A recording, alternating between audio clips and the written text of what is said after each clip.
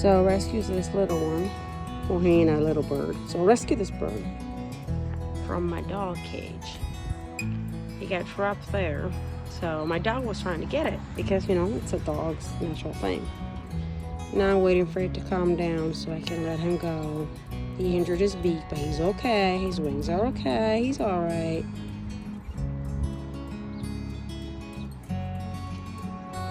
In a moment, I'm gonna let him go. He's calming down. There you go. Shh.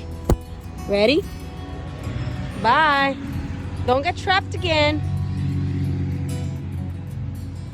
Guys, see them? His partner's over there. He just flew up there.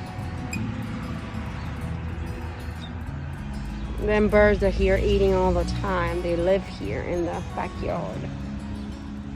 Poor guy. I'm glad I seen him. Biscuit's over there, not very happy with me.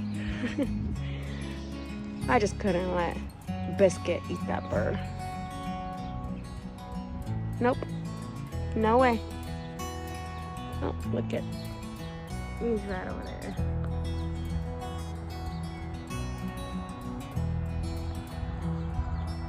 Enjoy the rest of your day, birdie.